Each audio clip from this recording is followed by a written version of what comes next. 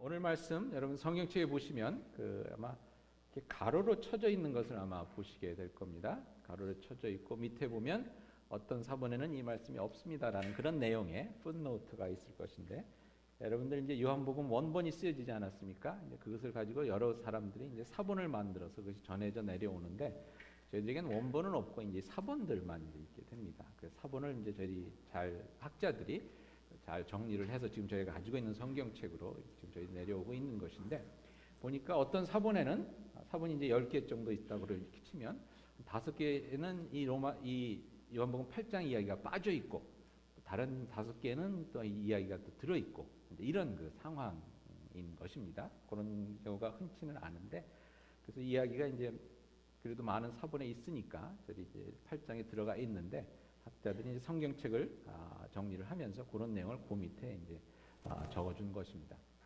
요한복음에는 좀 맞지 않는 이야기입니다. 요한복음은 감람산이라는 이야기가 나오지가 않고, 그 지명이 나오지 않고, 아마 성경을 조금 읽으신 분들은 한번 생각해 보시면 느끼시겠지만 이 이야기는 사실 누가복음이랑 더 좀 이렇게 성격이 맞는 그런 이야기입니다.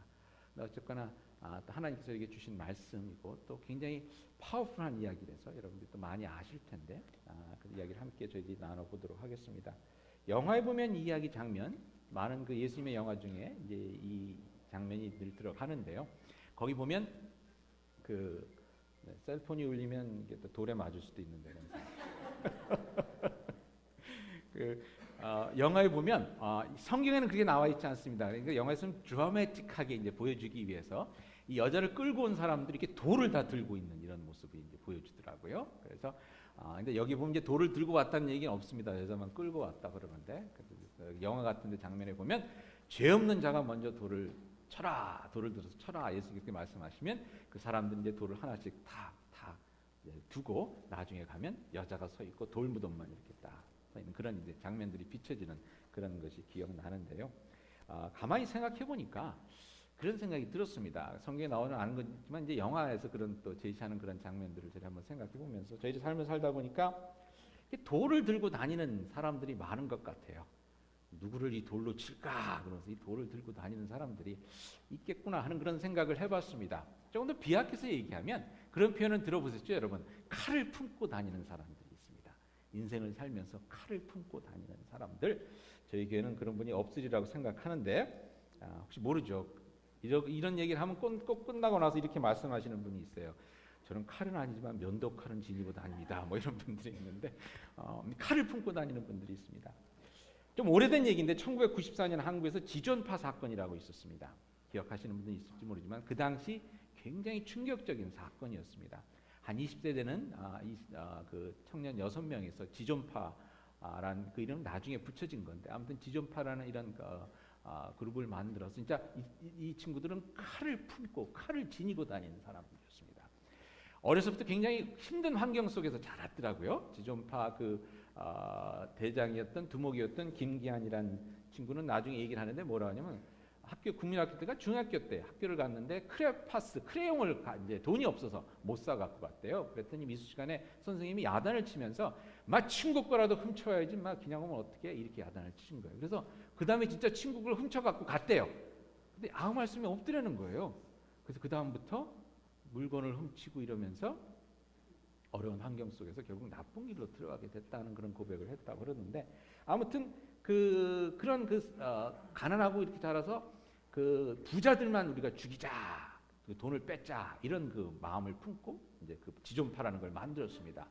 그래서 나중에 보니까 결국 부자들은 못 죽이고 평범한 사람들만 죽였는데, 이 사람들이 그 당시 그랜저인가 차 좋은 거 3,000cc 이상 다 타고 다니는 사람들만 이렇게 잡아서 죽이는 뭐 그런 계획을 세우고 그랬는데, 잡힌 다음에 뭐 기자들이랑 얘기를 하면서 2,000명을 못 죽이고 내가 이렇게 잡혀서 한이 맺힌다 뭐 이런 얘기를 한다거나, 아니면 어머니를 못 죽여서 내가 한이 맺힙니다 뭐 이런 얘기를 하면서 굉장히 극악무도한 이런 사람들로 이제 비춰져서 아주 국민의 공분을 샀습니다. 그리고 그 중에 한 김현향이란 그 사람은 인육을 먹었다는 얘기를 해서 자기가 죽인 사람을 사람 고기를 해서 먹었는데 왜 그러냐 그러니까 인간이기를 포기하고 싶었다. 뭐 이런 얘기를 하고 그래서 당시 아주 큰 그런 그 무리를 일으켰습니다. 그래서 이 사람들이 사형 선고를 받고 5월달에 사형 선고를 받았는데 11월에 사형이 집행이 됐어요. 그러니까 대개 사형 선고를 받은 다음에 한 2년이나 3년 정도 시간이 이렇게 걸려 사면의 기회도 있을 수 있고 뭐 여러 가지 변수가 있기 때문에 시간을 오래 끄는데 워낙 국민들의 어떤 그런 공분이 심했기에 그냥 일사천리로 사형된 그런 케이스였습니다. 근데 가만히 보니까요, 저희들이 여러분 이렇게 칼을 품고 다니지는 않더라도 저희들의 마음 가운데 많은 돌을 이렇게 들고 다니는 것 같아요. 미움의 돌, 시기의 돌, 불만의 돌, 저주의 돌, 또 교회에서는 섭섭함의 돌 이런 걸 갖고 다니다가 이건 그냥 불쑥 이렇게 나오게 되죠. 교회 같은 데도 보면 섭섭함에 이런 것이 있다 보니까 뭐 회의하거나 무슨 얘기를 나누다가 그게 불쑥 나올 때가 있습니다. 많은 남자들이 아버지를 향한 돌을 가지고 이렇게 다닙니다. 아버지에 대한 받은 상처들 그런 것들 때문에 그 마음의 돌을 가지고 다니고요. 저도 또 많은 사람들이 잘 나가는 사람들에 대한 어떤 시기심 그렇기 때문에 이런 또 마음의 어떤 그런 미움을 가지고 다니죠. 남편을 향한 돌을 가지고 다니는 사람들도 있습니다. 이 사람만 아니었으면 내가 참 잘 살았을 텐데 하는 그런 마음 또 저희들이 있는 경우도 있고요. 사회를 향한 그런 어떤 또 미움, 분노 이런 것이 있고 또 어떤 분들은 목사를 향한 돌을 이렇게 가지고 다니시는 분들이 있어요. 저는 그건 참 왜 그런지 잘 이해가 안 되지만 또 그런 경우도 있더라고요. 근데 여러분 때론 정당하게 돌을 던져야 할 때가 있습니다.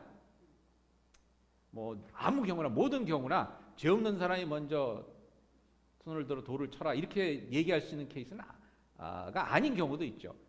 다윗과 골리앗이 싸울 때 다윗은 돌을 들어서 골리앗을 쳤습니다. 그걸 가지고 뭐라고 할 사람이 아무것도 없고 그건 진짜 해야 될 일이었습니다. 근데 문제는요, 저희들이 골리앗에게 돌을 던지지는 못하니까 애꿎은 양떼들에게만 돌을 던지는 경우가 너무 많이 있죠. 남편에게 돌을 던지지 못하니까 애들에게만 돌을 던지는 경우가 있고요. 목사에게 돌을 더 못 던지니까 괜히 애꿎은 장로님들에게만 돌을 던진다거나 뭐 이런 경우들이 있습니다. 여러분 저희들이 우리가 그 마음의 화, 분노 이런 거를 쏟아내는 데 있어서 어디에다 쏟아내느냐 하는 것을 한번 좀 잘 생각해 봐야 될 것 같아요. 그리고 잠깐 이야기를 바꿔서 남이 나한테 돌을 던지려 할 때는 어떻게 해야 하는가 그리고 잠깐 좀 생각하고 넘어갔으면 좋겠습니다. 제가 생각이 나서 여러분 이제 막 많은 경우 이제 사람들이 분노나 미움이나 이런 것들이 가득 차다 보니까 막 그걸 가지고 막 서로 싸울 때가 있지 않습니까? 뭐 비판을 하기도 하고 뭐 또 이렇게 하기도 오늘 경우와 같이 본문에 나오는 경우와 같이 죄진 사람을 막 우르르 끌고 와갖고서 이제 이 사람을 어떻게 해야 되느냐 막 웅성웅성 막 이렇게 하는데 그런 경우는 어떻게 해야 될까? 조금만 생각해봤으면 좋겠는데 오늘 말씀해 보니까 예수님께서 제자들에게 가르치시려고 앉았다라는 그런 말로 시작합니다. 옛날에는 성경 공부하고 이런 것이 가르치는 자세가 앉는 자세였습니다. 그래서 맨 처음에 교회에 설교를 서서 하지 않고 여기 의자가 있습니다. 설교단이라서 앉아서 이렇게 가르쳤습니다. 앉는 성경에서 앉는다 그랬을 때는 이제 가르치는 것을 이제 의미합니다. 그래서 앉으셨습니다. 무슨 얘기냐면 성경 공부가 이제 시작되려고 하는 겁니다. 예배가 시작되려고 하는 겁니다. 근데 우르르 사람들이 몰려와 갖고 여자를 데리고도 그냥 영화처럼 그냥 팍 여자를 가운데도 던져놓고 이 사람을 죽여야 됩니까? 돌로 쳐야 됩니까? 막 이러는 거예요. 여러분 한번 그 모습을 한번 상상해 보시기 바랍니다. 얼마나 이게 참 무섭고 두렵고 또 막 복잡했겠습니까? 막 그냥 막 소리치는 사람 뭐 죽여야 된다 어떻게 된다 뭐 아마 정신이 없었을 거예요. 예배를 드리고 있는데 여러분 어떤 사람이 막 사람들이 우르르 몰려갖고서는 뭐 그런 케이스 없겠지만 예를 들어서 요즘처럼 누구를 다 데리고 오더니 뭐 이 사람은 종북 좌파냐 뭐 이러면서 막 이러고 그런다 그러면 태극기 흔들고 막 이런다 그러면 이거 뭐 정신이 없지 않겠습니까? 그런 상황이었습니다. 근데 오늘 말씀해 보니까 예수님께서 그 싸움에 말려들지를 않으셨습니다. 이게 중요한 것 같아요. 이런 복잡하고 이런 상황이 생겼을 때 우리가 말려 들어가는 경우가 많이 있습니다. 누가 이렇게 무슨 얘기를 비판을 하게 되면 거기에 우리도 답해야 되잖아요. 그 다음에 어떻게 됩니까? 싸움이 되는 거거든요. 근데 이렇게 말려 들어가는 것이 아니라 예수님은 어떻게 하셨습니까? 구부리고 땅에 무엇을 쓰셨다 그럽니다. 땅에 무엇을 쓰셨는지 저는 진짜 이게 궁금해요. 어떤 사본에는 예수님께서 그 여자를 데리고 온 모든 사람들이 죄를 쓰셨다 이렇게 돼 있는데 그렇게 쓰여진 사본이 많지가 않기 때문에 성경에는 들어가 있지 않고 여러분들 성경 밑에 보면 아마 설명이 이렇게 나와 있는 성경책도 있을 겁니다. 근데 무엇을 썼는지 많은 분들이 그걸 궁금해하기 때문에 저도 예수님한테 천국 가면 예수님한테 물어볼 거 10가지 중에 이제 이게 하나가 그때 뭐 쓰셨어요? 물어보고 싶은데 근데 무엇을 쓰셨는지를 떠나서 중요한 것은 예수님께서 일단 그 복잡한 상황 속에서 뭘 하셨냐면 타임아웃을 하신 것 같아요. 일단 타임아웃. 그죠? 타임아웃. 거기에 말려 들어가지 않으시고 타임아웃. 그다음에 뭘 하십니까? 진짜 중요한 것이 무엇인지 한번 생각해 보자라는 어프로치를 하시는 것 같아요. 여러분 어느 때는 저희 복잡한 상황 속에서 막 이렇게 서로 막 감정이 싸움이 되고 뭐 이럴 것 같은 때 진짜 중요한 것을 잊어버리고 그죠? 진짜 뭘 무슨 얘기 때문에 이 얘기를 시작하는지 잊어버리고 전혀 딴 얘기로 막 우리들이 복잡하게 되는 경우가 많이 있죠.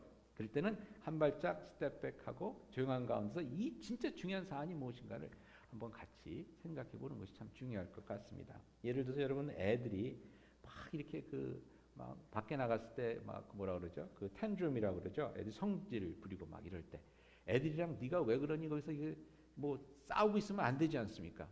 부모로서 해야 될 일이 뭡니까? 딱 얘기하고 가는 거죠. 너는 부모를 따를 거냐 말을 것이냐. 아주 그냥 기본적인 것을 이렇게 제시해 주는 것이 참 중요할 것 같습니다.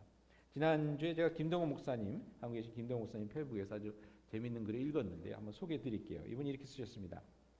40대 초반 미국 어느 지역에서 설교를 한 적이 있었다. 내가 생각하기에도 좀 셌다. 장로님 몇 분이 불편하셨던 모양이다. 연세 지극해 보이는 장로님 두 분이 찾아오셨다. 그중 한 분이 내게 물었다. 실례지만 목사님 올해 나이가 몇이십니까? 나이도 어려 보이는 사람이 그렇게 강한 설교를 하느냐는 뜻의 뉘앙스를 풍겼다. 여러분 이제 무슨 상황을 아시겠죠? 이 장로님이 이제 싸움을 거는 겁니다.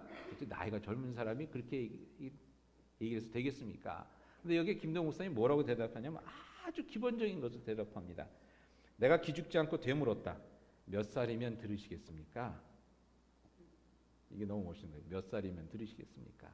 하나님의 말씀이 어린애가 전했던 나이 들은 사람이 전했건 하나님의 말씀은 말씀인데 나이를 왜 따지냐 말이죠.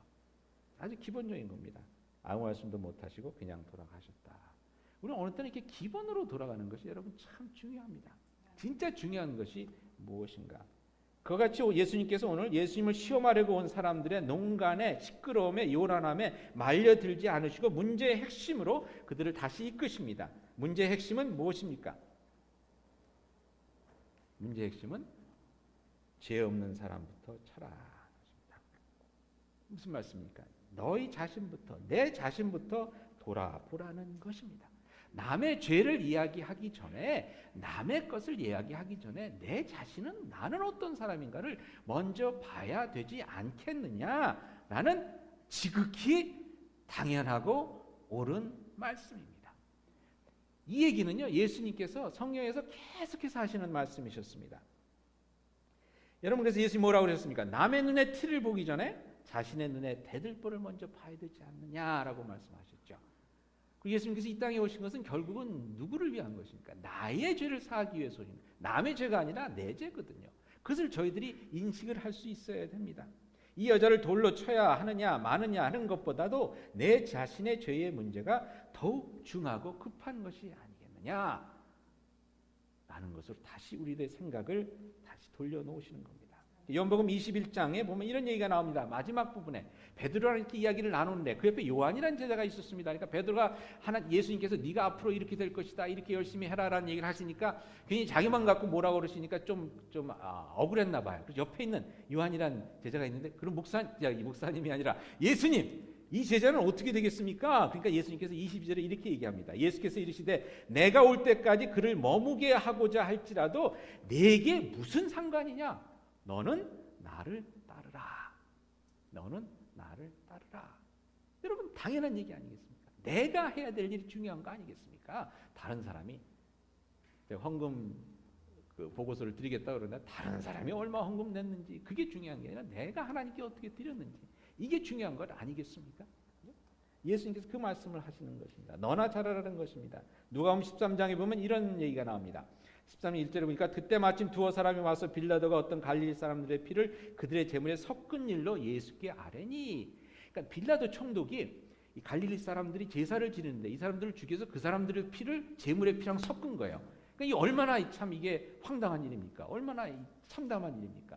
이런 일을 당한 사람들이 있었습니다라고 이렇게 말씀을 드리니까 예수님께서 뭐라고 말씀하시냐면 2절에 대답하여 이르시되 너희는 이 갈릴리 사람들이 이같이 해받음으로 다른 모든 갈릴리 사람보다 죄가 더 있는 줄 아느냐? 너희에게 이르노니 아니라 너희도 만일 회개하지 아니하면 다 이와 같이 망하리라.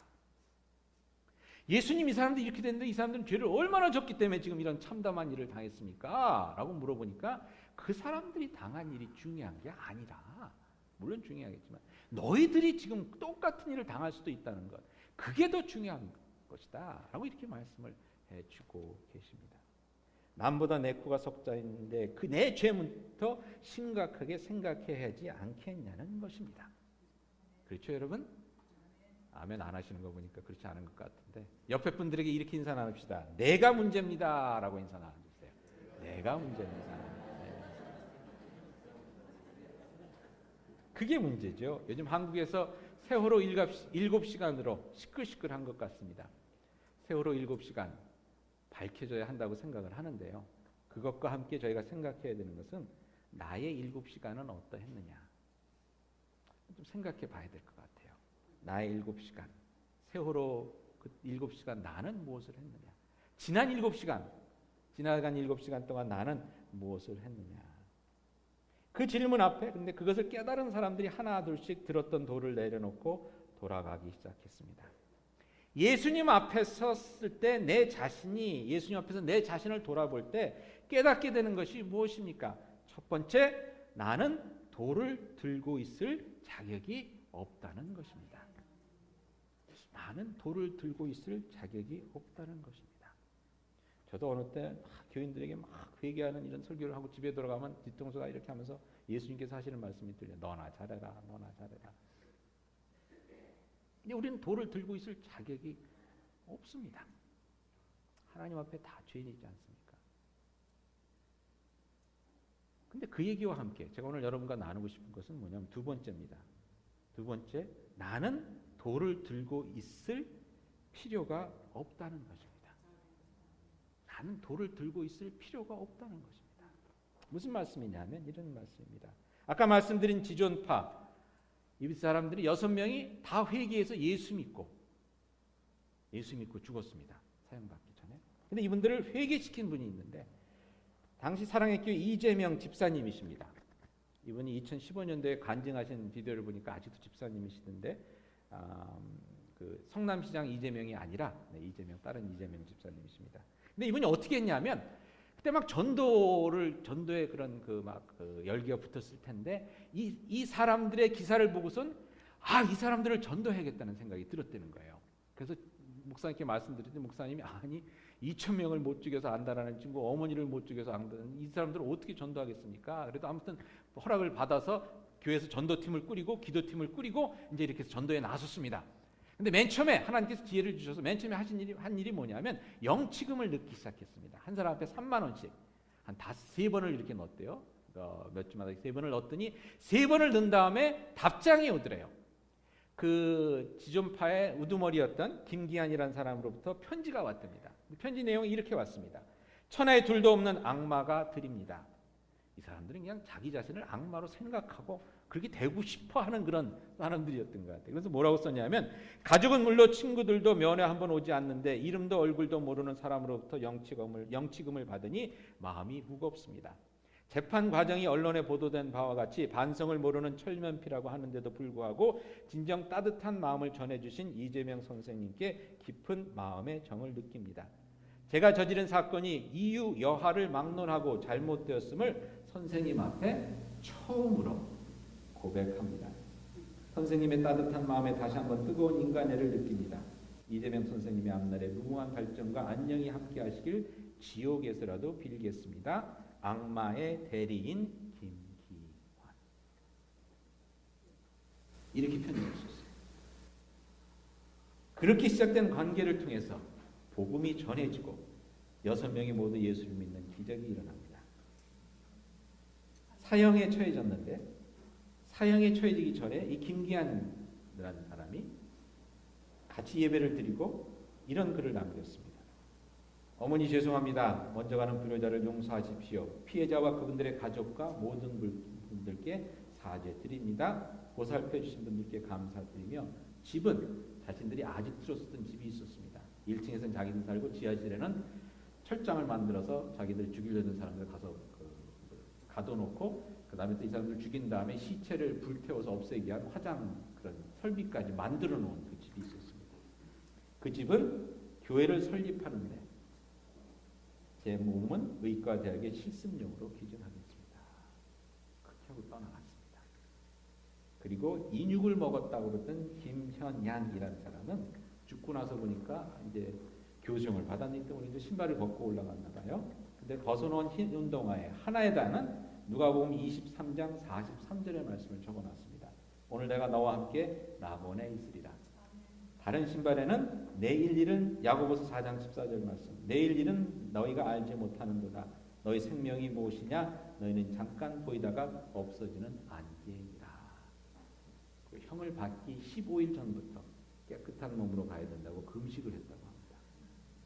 인육을 먹고 2,000명을 죽이지 못해서 내가 안타깝다라고 얘기했던 사람이 이렇게 변했습니다. 요는 하나님의 사랑을 몰라서 우리가 돌을 들고 다니는 것이지 하나님의 사랑을 깨닫게 되면 그 무거운 돌, 남을 뭉개 죽이려 했던 그 무거운 돌을 내려놓을 수 있다는 것입니다. 아멘. 여러분 그러고 보니 우리는 예수님 앞에서 내가 들고 있던 돌들을 내려놓을 수 있는 은혜를 얻게 되는 것입니다. 아멘. 남편을 향해 갖고 있던 돌, 아버지를 향해 갖고 있던 돌, 사회를 위해서 갖고 있던 그 돌들, 환경을 향해 내가 품고 있던 그 돌들을 예수 그리스도 앞에 섰을 때 내가 이것을 들고 있을 자격이 없다는 것뿐만 아니라 내가 이걸 더 이상 들고 있을 필요가 없구나. 왜? 하나님의 은혜가 족하니까. 아멘. 예수 그리스도의 은혜가 족하니까. 아멘. 그것을 깨닫게 된다는 것입니다. 근데 우리는 그 돌을 품고 살고 있어요. 그냥 금요일 날 아틀란타에서 공부하고 있는 제 딸 다니가 전화를 했습니다. 저는 또 긴장돼서 받았어요. 또 돈 달라는 얘기를 하고 애들한테 전화가 오면 늘 긴장된다.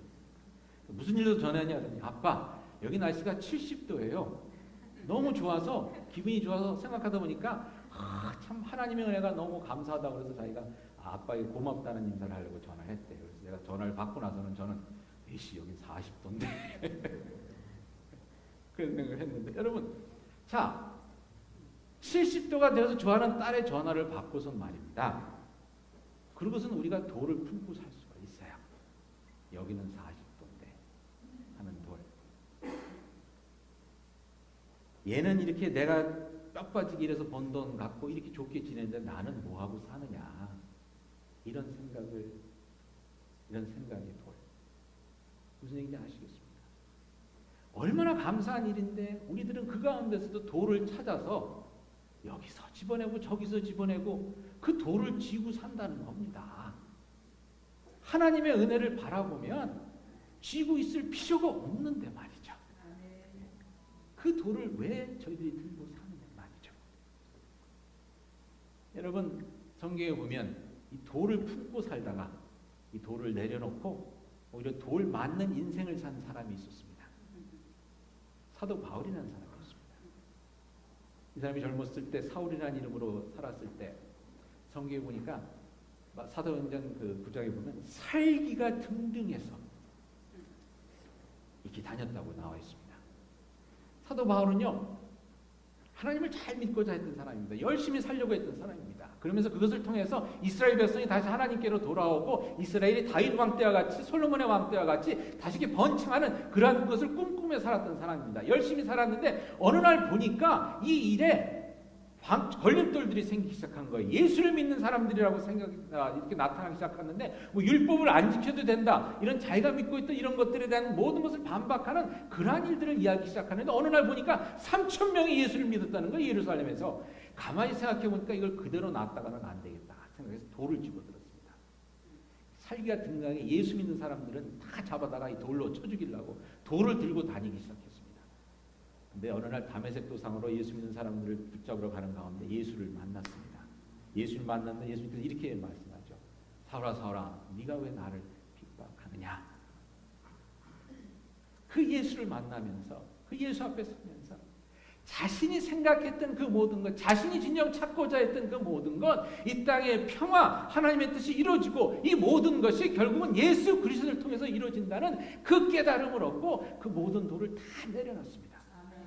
그리고 그 다음부터는 오히려 돌을 맞고 삶에도 불구하고 그리스도의 복음을 전하는 일에 평생을 바쳤던 것입니다. 여러분, 저희들이 살면서 진정 우리가 원하는 것이 무엇인지를 그것만 제대로 깨닫는다고 해도 우리의 인생은 큰 변화가 있을 것 같아요. 술에 중독된 분을 만난 적이 있었습니다. 이분이 뭐라고 하시냐면요, 인생이 힘들고 어렵다 보니까 행복해지고 싶은데 일이 잘 안 꼬이니까 자꾸 술을 마시게 되는 겁니다. 술을 마시다 보니까 뭐 가족도 때리게 되고 복잡하게 되는데 어느 날 정신이 번쩍 들더래요. 내가 왜 술을 마시느냐 생각해보니까 행복해지고 싶은 일이 안 돼서 술을 마시는 건데, 술을 마시면 어떻게 되냐 생각을 해보니까 점점 자신이 바라는 그 행복으로부터 멀어지면 멀어졌지 가까워지지 않더라는 겁니다. 여러분, 그렇지 않습니까? 내가 원하는 것부터 자꾸만 멀어지더라는 겁니다. 그래서 그 돌을 내려놓고, 자, 내가 진정 원하는 것을 하기 위해서는 제대로 살아야 되겠구나, 예수님 앞에 제대로 서야 되겠구나 하는 자신의 모습을 깨달으면서 삶의 변화를 일으켰다고 하는데, 여러분, 저희들이 사도 바울도 그랬습니다. 자신이 진정 원하고 소망하는 것을 이루려고 돌을 들고 다녔는데 보니까 그것이 아니었다는 겁니다. 자신이 진정 바라고 소망하는 그것을 이루기 위해서는 예수님 앞에 온전히 서며 예수 그리스도를 따라가는 그 일이 결국은 자신의 삶을 자신이 진정 원하는 그 자리로 이끌어주며 인도해 주리라는 그 깨달음을 예수님 앞에서 갖게 된 것입니다. 여러분, 저희들이 삶을 살면서 내가 돌을 들고 다니면 뭔가 이루어질 것 같은 착각을 할 때가 있습니다. 이 돌을 가지고 저 사람 때려보시면 내 속은 시원할지 모르지만, 근데 여러분, 그게 내가 진정 원하고 바라는 일을 이루어줍니까? 아닙니다. 오직 하나님 앞에, 예수 그리스도를 통해 오직 하나님 앞에 내가 제대로 설 때 내가 바라고 소망하는 그 일이, 진정 바라고 소망하는 그 일이 이루어지는 것, 당연한 일 얘기 아닙니까? 너무나 명확한 진리 아닙니까? 그 진리 앞에 다시 한번 설 수 있는 저희들이 될 수 있기를 바랍니다. 예수님 앞에서 우리 자신의 모습을 보면서 우리가 얼마나 죄인인지를 깨닫게 됩니다. 그리고 얼마나 상처투성인지를 깨닫게 됩니다. 얼마나 불쌍한 인간인지를 깨닫게 됩니다. 하나님 은혜 없이는 살 수 없는 인간이라는 것을 깨닫게 될 때, 내 자신을 예수 그리스도를 통해서 하나님 앞에 다시 내어놓을 때, 하나님의 그 은혜의 손안에 붙잡히는 그 삶을 살 때, 그때 내가 돌을 들고 다니지 않아도 되게 되는 것이죠. 근데 그 은혜를 모르기 때문에, 그 사랑을 모르기 때문에 우리는 돌을 들고 다니고 칼을 품고 다니고 미움과 시기와 질투와 분노를 품고 다닙니다. 오늘 본문을 보면서 제가 참으로 한 가지 안타까웠던 것은 뭐냐면, 이 돌을 내려놓았던 사람들, 바로 예수님이 그 앞에 있으니까 한 발자국만 더 가면 되는데 그걸 못 간 거거든요. 나중에 보니까 돌을 내려놓고 다 사라졌습니다. 여자만 하나 남았습니다. 예수님이 묻죠. 뭐라고 묻습니까? 너를 돌로 치려하던 사람들이 어디 갔느냐? 아무도 없습니다. 예수님께서 그 여인에게, 마지막까지 남아있던 그 여인에게, 어떻게 생각해보면요, 이 여인도 슬그머니 도망갈 수 있었어요. 도망가지 않고 남아있던 그 여인에게 무엇이라고 말씀하십니까? 나도 너를 정죄하지 않는다. 가서 잘 살아라. 죄 짓지 말고 잘 살아라. 돌을 내려놓던 사람들 그 자리에서 한 발자국만 더 나갔으면 그 얘기를 들을 수 있었을 텐데, 하나님의 은혜의 자리로 나갈 수가 있었을 텐데, 그것을 하지 못한 것이 본문 이야기에서 참 아쉬운 이야기입니다. 여러분, 하나님의 은혜를 모르기 때문에 우리들의 마음속에 돌을 품고 사는 가운데 그 돌이 결국은 병이 되고 우리들에게 참 더 큰 죄가 되고, 그렇지 않습니까? 하나님의 은혜 가운데 돌을 내려놓을 수 있는 여러분들이 되실 수 있기를 오늘 축원드립니다. 제가 이걸 몇 번 예화를 썼던 건데요. 좀 계속 읽을 때마다 은혜가 돼서 오늘 한 번만 더 나누기로 하겠습니다. 용산에 있는 국수 할머니 얘기입니다.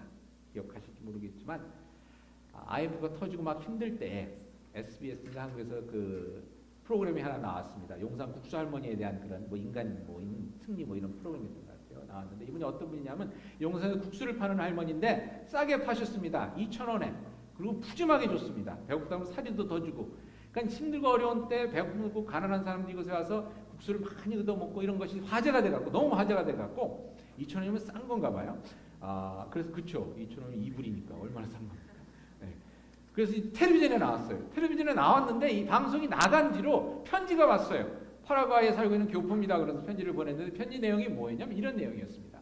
IMF 때 자기가 직장을 잃고 사업이 망하고 이래서 참 그런 분들이 많이 있었던 것 같아요. 집은 있는데 이 가장이 집에 들어가긴 창피하고 그러니까 이 집을 나와서 갈 데는 없고 그러니까 노숙자가 돼버리는 분들이 많이 있었던 거예요. 멀쩡히 집은 있는데. 그러니까 가족들이 어떻게 먹고 살고 있는지도 모르겠죠. 그분들도 힘들겠지만 본인이 너무 힘드니까 그냥 가족 볼 면목이 없어서 노숙자로 살았습니다. 근데 품속에 화염병을 갖고 다녔대요. 이놈의 사회가 어떻게 된 건지 열심히 일했는데 열심히 일한 대가가 이것밖에 안 되느냐. 지나가다가 누가 나 심기를 건드리는 놈이 있으면 그냥 불 붙여갖고 그냥 던지려고 이 화염병을, 돌이 아니라 화염병을 품고 다녔는데 하루는 길을 가다가 너무나 배가 고파서 보니까 그 포장마차 국수집이 있어 들어갔습니다. 용산 할머니 국수집입니다. 들어가서 배가 고프니까 일단 한 그릇 시켜 먹었습니다. 너무나 맛있으니까 두 그릇째 시켜 먹었습니다. 돈이 없는데 두 그릇 시켜 먹고 나니까 그러면 어떻게 해야 됩니까? 도망가야죠. 일어나서 확 돌아서자마자 팍 뛰어서 도망가기 시작했습니다. 그때 할머니가 뒤따라 나오면서 막 소리를 지르기 시작했습니다. 저 도둑놈 잡아라! 하고 소리를 질 줄 알았는데 그 할머니가 뭐라고 소리를 질렀죠? 기억하시는 분 있어요? 뛰어가지 마. 넘어져. 천천히 걸어가. 뛰어가지 마. 넘어져. 걸어가. 그 얘기를 들으면서 자신이 울컥했던 거예요. 세상이 아직 살만하구나. 세상이 아직 살만하구나. 그래서 그 화염병을 버리고 가정에 돌아가서 열심히 일해서 파라과이에 가서 열심히 해서 비즈니스 성공해서. 근데 그 방송을 본 겁니다. 그 프로그램을 보고서 제가 조국에 돌아가면 꼭 그 할머니 찾아가고 싶습니다. 여러분, 우리가 도를 품고 사는 것, 하나님의 은혜를 몰라서 그렇습니다. 하나님 우리를 얼마나 사랑하시는지, 이 세상을 얼마나 사랑하시는지, 독생자 예수 그리스도를 보내기까지 사랑하시는 그 하나님의 사랑을 모르기 때문에 우리가 품에 칼을 품고 돌을 품고 화염병을 품고 그리고 살아갑니다. 하나님의 사랑을 알게 되면, 하나님의 사랑을 알게 되면 내려놓을 수 있는 그 돌들, 여러분들 진정 온전히 내려놓을 수 있기를 바랍니다. 그것도 보면요, 여러분, 우리 자신도 문제지만 우리 주변에도 칼을 품고 사는 사람들이 얼마나 많이 있습니까? 영치금 3만 원 3번 넣어주면 풀어질 그 마음이 아무도 신경 써주지 않아서 칼을 품고 인육을 먹는 상태까지 되는 것이 이 땅의 죄악상입니다. 국수 한 그릇이면 풀려질 그 마음이, 국수 한 그릇 대접하는 사람이 공짜로 사주는 사람 없어서 화염병을 품고 살아야만 하는 것이 이 땅의 현실입니다. 여러분들 가운데 돌을 품고 사시는 분들 있습니까? 하나님의 은혜 가운데 그 돌을 다 내려놓으실 수 있기를 바랍니다. 주변에 돌을 품고 사는 분들을 알고 계시는 분들이 있습니까? 하나님의 은혜를 나누는 가운데 그 돌을 내려놓을 수 있도록 도와주실 수 있기를 바랍니다. 그런 가운데 사도 바울처럼 모든 돌을 내려놓고 우리가 돌로 맞을지언정 하나님의 은혜를 충만한 가운데 주님의 영광 드러내며 살 수 있는